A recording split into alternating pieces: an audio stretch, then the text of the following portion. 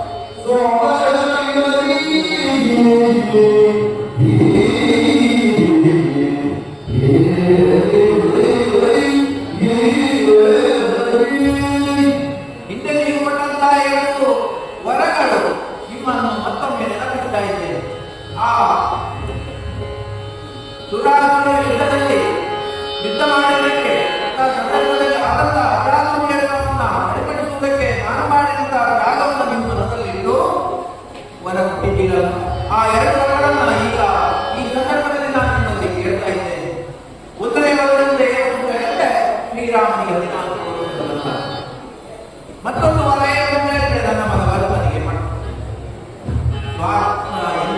ಕೆಲಸ ಮಾಡಿರ್ತಾರೆ ಅಂದ್ರೆ ಸ್ವಾರ್ಥದ ಮುಕ್ತ ಸ್ವರೂಪವೇ ಹೇಗೆ ಆಗಿದೆ.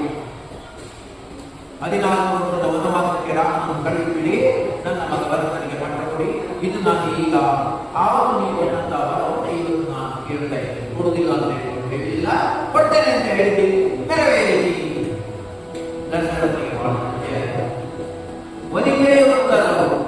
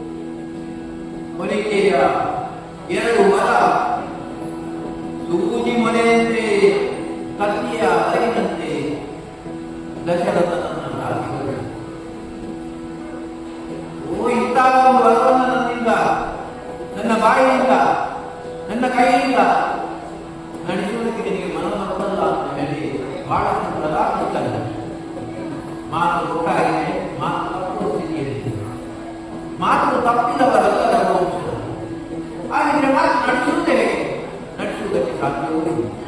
ಈ ಚಿಂತೆಯ ಭಾಗದಲ್ಲಿ ದಶರಥ ಬಹಳಷ್ಟು ದುಃಖಿಸಿದ. ಒಂದೊಮ್ಮೆಗೆ ಮೃತ್ಯುಗೂ ಹೋಗಬೇಕು.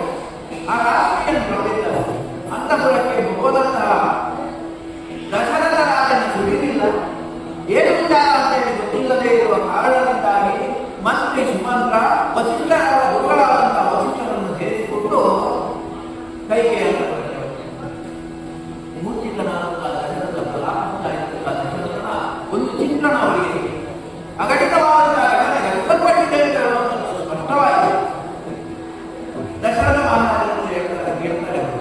ಗುರುಗಳಾದಂತಹ ವಸಿಷ್ಠರು ಮಂತ್ರಿ ಸುಮಂತ್ರ ಕೇಳ್ತಾರೆ, ಏನು ಸಮಾಚಾರ ಏನು, ಯಾವ ಸಮಸ್ಯೆಯಿಂದಾಗಿ ನೀವು ಬಳಸ್ತಾ ಇದ್ದೀರಿ, ಬದುಕಕ್ಕೆ ಕಾರಣ ಏನು, ನಮ್ಮ ಹೇಳ್ಬೋದಲ್ಲ ಅಂತ ಹೇಳುವಾಗ ದಶರಥನ ಬಾಯಿ ಒಂದು ಮಾತು ಗಂಟಲು ಬಿಗಿದು ಕಟ್ಟಿದೆ. ಒಂದು ಮಾತಿಲ್ಲ, ಏನಿಲ್ಲ, ನೋವಿನಿಂದ ಚೀರ್ತಾ ಇದ್ದಾನೆ ಅಂತ ಹೊರತು ಮಾತೊಂದು ಹೇಳುವುದಿಲ್ಲ.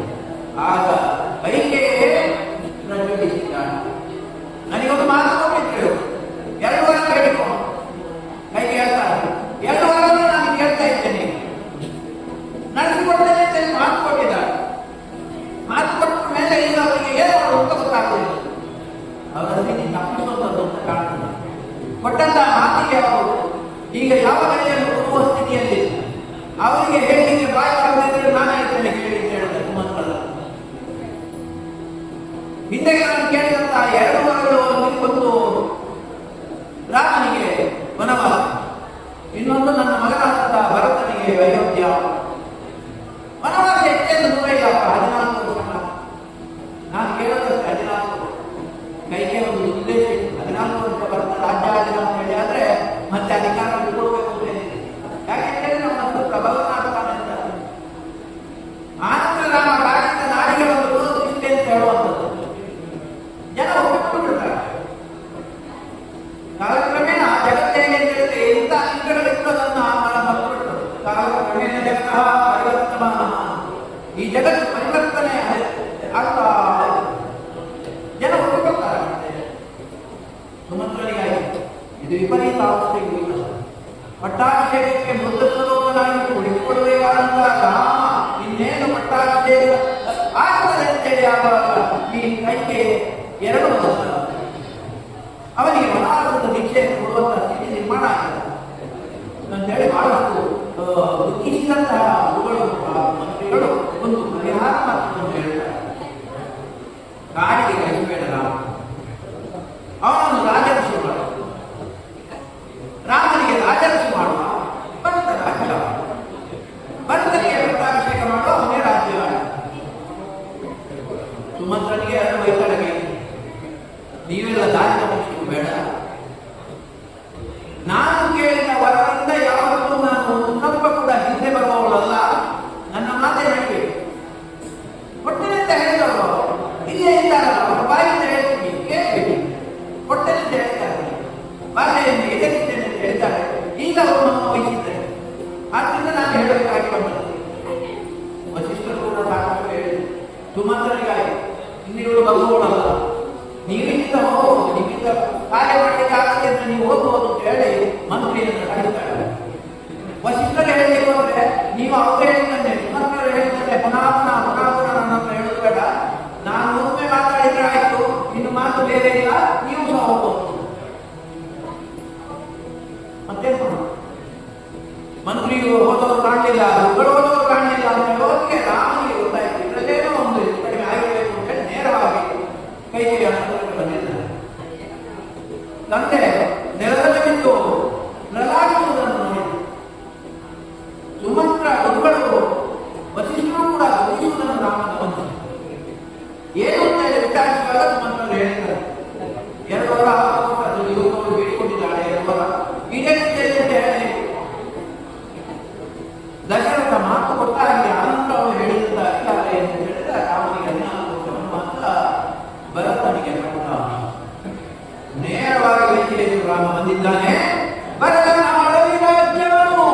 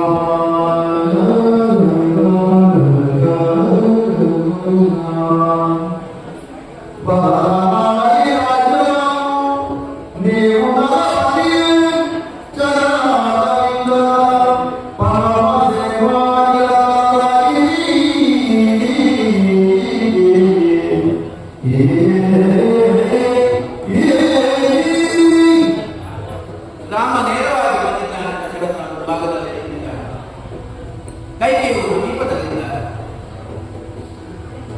ಒಂದು ಕ್ಷಣ ಮಾತ್ರದಲ್ಲಿ ಅಲ್ಲಿರತಕ್ಕಂಥ ವಿಷಯಗಳನ್ನು ಅರ್ಥೈಸಿಕೊಂಡಿದ್ದಾರೆ. ಬುದ್ಧಿವಂತನಿಗೆ ಮಾತು ಬೇಕಾಗಿದೆ. ಅವನ ಪರಿಸ್ಥಿತಿಯನ್ನು ನೋಡಿ ತೀರ್ಮಾನಕ್ಕೆ ಬರ್ತಾನೆ. ರಾಮನಿಗೆ ಪರಿಸ್ಥಿತಿ ಗೊತ್ತಾಗಿದೆ.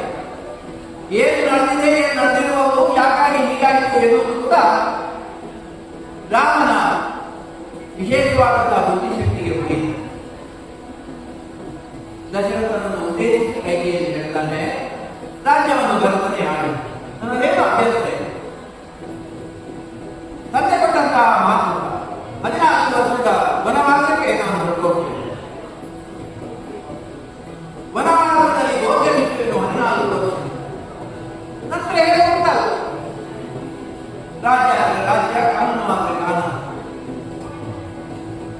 ಈಗ ನನಗೆ ತಂದೆಯ ಮಾತನ್ನ ಹರಿಸುವುದು, ತಂದೆಯ ಮಾತನ್ನ ಈಡೇರಿಸುವುದು, ಅದು ನನಗೆ ಪ್ರಧಾನ.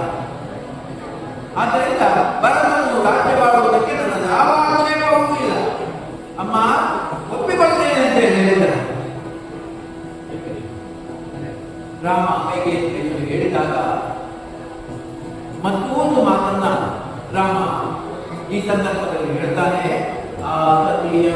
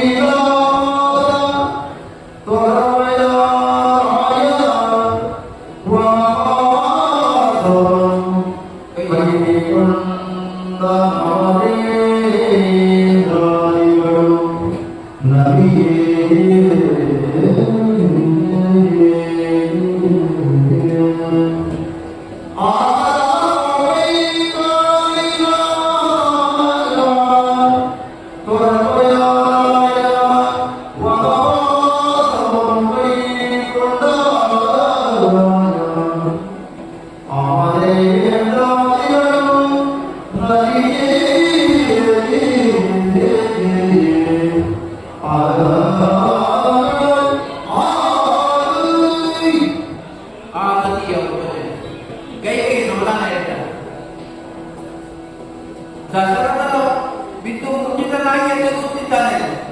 ಮೊದಲು ಕೈಕೆಯನ್ನು ಉಪಚರಿಸಿದ ರಾಮ ಆ ಸ್ತ್ರೀಯನ್ನು ಸಮಾಧಾನ ಮಾಡಿಸಿದೆ. ನಾನು ವನವಾಸಕ್ಕೆ ಬರುವುದಕ್ಕೆ ಸಿದ್ಧರಿದ್ದೇನೆ, ನಿನ್ನ ಮಾತನ್ನು ನಾನು ನಡೆಸಿಕೊಡ್ತೇನೆ. ತಂದೆಗೆ ಬಾಯಿಯಿಂದ ಹೇಳಲಿಕ್ಕೆ ಸಾಧ್ಯ ಇದೆ, ಸಾಧ್ಯ ಆಗುವಂಥದ್ದು ಅದು. ಮಾತು ಕೊಟ್ಟಿದ್ದಾರೆ ಅಂತ ಹೇಳಿದ ತಂದೆ ಹೇಳಿದ ಮಾತು ತಾಯಿ ಹೇಳಬೇಕು ಅಂತ ಹೇಳಿದ, ತಂದೆ ಹೇಳಿದ ಮಾತೆ ತಾಯಿಯೂ ಕೂಡ ಹೇಳುವಂಥದ್ದು ಅಂತ ಹೇಳುವಂಥದ್ದು ಜನಜನಿತವಾದಂತಾಗಿದ್ದಾರೆ. ಪಿತೃವಾಗಿ ಅನುಪಾಲನೆ ಇದೆ. ತಂದೆ ಏನಂತ ಅಂಗೀಕರಿಸಿದ್ದಾರೋ ಅದನ್ನು ಮಕ್ಕಳು ನಡೆಸಿಕೊಡ್ಬೇಕು. ಅದಕ್ಕೆ ಹೇಳುವುದು, ತಂದೆ ತಾಯಿಯ ಮಾತನ್ನು ನಾನು ಯಾವ ಕಾರಣಕ್ಕೂ ಕೂಡ ಅಲ್ಲಗೆಳೆಯುವ ಹಾಗೆ ಇಲ್ಲಿ ಕೈಗೆ ಮಾಡಬೇಕು. ದಶರಥ ಯಾವತ್ತೂ ಕೂಡ ನೀವು ವನವಾಸ ಮಾಡುವುದು ಹೇಳಿ ಯಾವ ಪ್ರತಿಗಳಲ್ಲಿ ರಾಮಾಯಣದ ಪ್ರತಿಗಳಲ್ಲಿ ಓದಿ ನೀನು ಹೋಗಪ್ಪ ಕಾಡಿಗೆ ಅಂತ ಹೇಳಿ ದಶರಥ ಹೇಳಿ ಎತ್ತು ಹೊತ್ತಂತ ತಾಯಿ ಕೂಡ ಹಾಗೆ ಹೇಳಿ ಇವಳು ಮಲತ ಉಪುತ್ರ ಜಾಯತೆ ಕುಮಾರನ ಭವಿಷ್ಯಕ್ಕೆ ಅಂತ ಹೇಳಿ ಶಾಸ್ತ್ರಕಾರರು ಹೇಳ್ತಾರೆ. ತತ್ವಜ್ಞಾನಿಯು ವಿಶಾರದೂ ಆಗಿರತಕ್ಕಂತಹ ರಾಮ ಮಾತನ್ನು ಶಿರಸ ವಹಿಸಿದ್ದಾನೆ. ತಂದೆ ಹೇಳದಿದ್ರು ತಾಯಿ ಹೇಳಿದ್ದಾರೆ, ಮಲತಾಯಿ ಕೈಗೆ ಹೇಳಿದ್ದಾರೆ, ಅದನ್ನು ಸತ್ಯ ಅಂತ ಅಂಗೀಕರಿಸಿದ್ದಾನೆ. ಆದ್ರಿಂದ ಅವಳು ಹೇಳಿದ ತಂದೆಯನ್ನು ಉಪಚರಿಸಿ, ತಂದೆಯನ್ನು ಸಮಾಧಾನಪಡಿಸಿ ಉಪಚರಿಸಿ, ನೀವೆಲ್ಲರೂ ಚೆನ್ನಾಗಿದೆ, ಎಲ್ಲರನ್ನೂ ಕೂಡ ಒಳ್ಳೆಯದು ಉಂಟಾಗ ಕ್ಷೇಮವಾಗಿ ಯಾರು ಹೋಗುದು ಬೇಡ ಅಂತ ಹೇಳಿದ್ರು ನಾನು ಇನ್ನು ಅದಕ್ಕೆ ಹಿಂದೆ ಬರುವವನಲ್ಲ. ಆ ವನವಾಸವನ್ನು ದೀಕ್ಷೆ ಅಂತ ಹೇಳಿ ಕೈಗೊಳ್ತೇನೆ. ಆ ಮಾತು ನಡೆಸಿಕೊಳ್ಳುವುದಕ್ಕೆ ನಾನು ಬದ್ಧನಾಗಿದ್ದೇನೆ ಅಂತ ಹೇಳಿ ಇದೇ ಕಾರಣಕ್ಕೆ ಏನಾಯಿತು ಅಂತ ಹೇಳಿದ್ರೆ ಸುದ್ದಿ ಅಂತಃಪುರದಿಂದ ಹೊರಗೆ ಹೋಗಿ ಆಗಿದೆ. ಸುಮಂತ್ರ ವಸಿಷ್ಠರು ಹೊರಗೆ ಇದ್ದಾಗಲೇ ಇಡೀ ಸುದ್ದಿ ಹತ್ತಿದೆ. ಇಡೀ ರಾಜಲೋಕಕ್ಕೆ ವಿಚಾರ ಗೊತ್ತಾಗಿದೆ. ಅದನ್ನು ನಿರೂಪಿಸಿ ಕೆಲವರಿಗೆ ಹೆಚ್ಚಾಗಿ ಸ್ತ್ರೀಯರು ತಮ್ಮ ಕೋಪವನ್ನು ಪ್ರಕಟಿಸುವುದು ಅಂತ ಹೇಳಿದ್ರೆ ಪುರುಷರಿಗೆ ಸಿಟ್ಟು ಬರುತ್ತದೆ. ಈಗ ಅದೆಲ್ಲ ಹೋಗಿದೆ, ಕಾಲ ಬದಲಾಗಿದೆ. ಈಗ ಮೊದಲೇ ಪುರುಷರು ಕೂಗಲಿಕ್ಕೆ ಶುರು ಮಾಡ್ತಾರೆ, ಸ್ತ್ರೀಯರು ವಿಜೃಂಭಿಸಲಿಕ್ಕೆ ಹೋಗುದು. ಕೆಲವು ಸಲ ತಿಂದಂತ ಆಹಾರ ಇರತಕ್ಕಂತಹ ಪರಿಸರ ಪ್ರಭಾವ ಇರ್ತದೆ ಮನುಷ್ಯನ ಮೇಲೆ ಅಂತ ಹೇಳೋದಕ್ಕೆ ಮಾತಾಡ್ತಾ ಮಾತಾಡ್ತಾ ಕೂಗುವವರು ತುಂಬಾ ಜನ ಇದ್ದಾರೆ. ಮಾತಾಡ್ತಾ ಮಾತಾಡ್ತಾ ಸಿಟ್ಟು ಬರುವವರು ಇದ್ದಾರೆ. ಅದರಲ್ಲಿ ಸ್ತ್ರೀ ಪುರುಷ ವ್ಯತ್ಯಾಸ ಹೋಗುತ್ತೆ. ಅದೇ ನಮ್ಮ ಆಹಾರ ಪದ್ಧತಿ ಆಗಾರ, ನಮ್ಮ ಆಹಾರ ಪದ್ಧತಿ, ನಮ್ಮ ಪರಿಸರ, ನಮ್ಮ ಮನಸ್ಥಿತಿಗಳೆಲ್ಲ ರಾಮಾಯಣದ ಕಾಲದಲ್ಲ. ಅದು ಕೇವಲ ಉದಾಹರಣೆ ಮಾತ್ರ. ಬದಲಾಗ್ತಾ ಜಗದ ನಿಯಮ ಹೇಳ್ತಾನೆ, ನೀವೆಲ್ಲ ಉಪಚರಿಸಿ ಆಯಾಸವನ್ನ ಬಗೆಹರಿಸಿಕೊಳ್ಳಿ. ದಶರಥನ ಯೋಗಕ್ಷೇಮವನ್ನು ನೋಡಿ ಎಂದು ಹೇಳಿ ಜಗದೇಕನಾದಂತಹ ಶ್ರೀಮನ್ನಾರಾಯಣ ಸ್ವರೂಪಿಯಾದಂತಹ ರಾಮ ತಾಯಿಗೆ ವಚನವನ್ನು ಕೊಟ್ಟಿದ್ದಾರೆ. ಲಕ್ಷ್ಮಣನಿಗೆ ಗೊತ್ತಾಯಿತ ವಿಷಯ ಎಲ್ಲಿ ಗೊತ್ತಾಗುವಾಗ ಸೋದರಿಗೆ ಗೊತ್ತಾಗಬೇಕು. ಅಲ್ಲಿ ಭರತ ಇರಲಿಲ್ಲ. ಹೇಗೆ ರಾಜ ಅಂದ್ರೆ ಕೈಕೆಯ ತಂದೆ ತನ್ನ ಮಗನನ್ನು ಅಯೋಧ್ಯೆಗೆ ಕಳಿಸಿಕೊಟ್ಟಿದ್ದಾನೆ. 5 ದಿನಗಳ ಕಾಲ ಅಯೋಧ್ಯೆಯಲ್ಲಿ ಇದ್ದು ಭರತ ಮತ್ತು ಶತ್ರುಘ್ನರನ್ನು ಕರೆದುಕೊಂಡು ಏಕೆ ರಾಜ್ಯದಲ್ಲಿ ಹೋಗಿದ್ದಾನೆ. ಹಿಂದಿನ ಕಾಲದಲ್ಲೆಲ್ಲ ಅಜ್ಜನ ಮನೆಗೆ ಕಳಿಸಿಕೊಂಡು ಯಾಕೆ ಕಳಿಸುವುದು ಅಂತ ಹೇಳಿದ್ರೆ ವಿದ್ಯಾಭ್ಯಾಸಕ್ಕೋಸ್ಕರ ಕಳಿಸುವಂತ. ಮಂತ್ರ ಪಠನೆ, ಬ್ರಾಹ್ಮಣರಾದ್ರೆ ಮಂತ್ರ ಪಠನೆಯನ್ನು ಅಭ್ಯಾಸ ಮಾಡುವುದಕ್ಕೆ ಅಜ್ಜನ ಮನೆಗೆ ಕಳಿಸಿದರು. ಕ್ಷತ್ರಿಯರಿಗೆ ಶಸ್ತ್ರಾಸ್ತ್ರ ವಿದ್ಯಾಭ್ಯಾಸಗಳನ್ನು ಕಲಿಸುವುದಕ್ಕೋಸ್ಕರ ಅಜ್ಜನ ಮನೆಯ ಆಶ್ರಯ. ಹಾಗೆ ಬೇರೆ ಬೇರೆ ಉದ್ಯೋಗ ಮಾಡುವವರಿಗೆ ಆ ಉದ್ಯೋಗದ ಮೇಲೆ ಹಿಡಿತ ಸಾಧಿಸುವುದಕ್ಕೋಸ್ಕರ ಅಜ್ಜನ ಮನೆಯ ಆಶ್ರಯ. ಈಗಂತೆ ಹಲವಾರು ದಾರಿಗಳಿಲ್ಲ. ಭರತ ಮತ್ತೆ ಶತ್ರುಘ್ನರನ್ನ ಹೇಗೆ ರಾಜಕುಮಾರ ಅಲ್ಲಿಗೆ ಕರ್ಕೊಂಡು ಹೋಗಿದ್ದಾರೆ. ಅವರಿಗೆ 2 ಜನ ರಾಮ ಮತ್ತೆ ಲಕ್ಷ್ಮಣ ಮಾತ್ರ ಅಯೋಧ್ಯೆಯಲ್ಲಿದ್ದರು. ಲಕ್ಷ್ಮಣನಿಗೆ ಹೇಳಿ ಗುರಿ ಅಂತ ಹೇಳಿದ್ರೆ ಅವ ಪ್ರಳಯ ಕಾಲದ ರುದ್ರನಂದವಿ.